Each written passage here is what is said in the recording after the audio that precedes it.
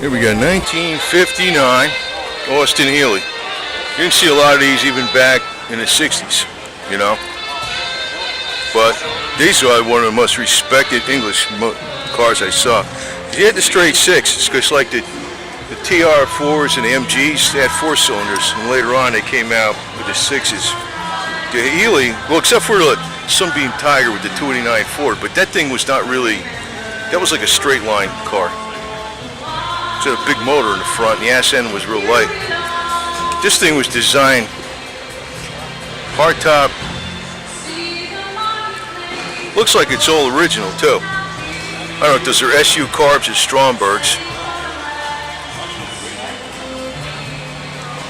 You notice you got a tune and linkage so they're balanced. Use your airflow meter. Looks like it's all stock. I mean, even when you see the fan is stock. And you know, I guess they had much better fan on Austin Healey than they had. That radiator's thick too. Look how thick that sucker is. Much better fan on the Austin Healey. See more blades on it. Most of the fans in the air are like 4 or 5 blades. That looks like it's got 6.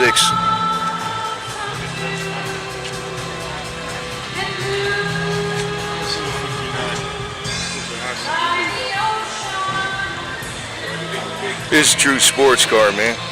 Oh, you got the luggage back here. Florence, Roma. True wire wheels, knockoff wire wheels. And they got the friction shocks. They like use a lever to go up and down. You can adjust them, tighten them up. The shocks last in these long time, these friction shocks. I'm not familiar with this. It's the first time I'm really looking at it, Austin Healey. I was familiar with the Triumphs and MGs. I had a Triumph TR4A for a while. A lot of fun in the snow. Didn't go.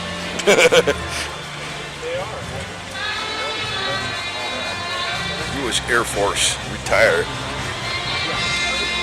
Yeah. Nice exhaust tips too on this thing.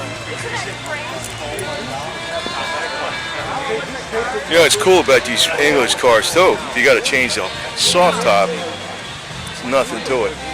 I got to put a top on my Sebring. I've been delaying it. It's gonna be a freaking 2-weekend project probably. These you just unsnap them, you're done.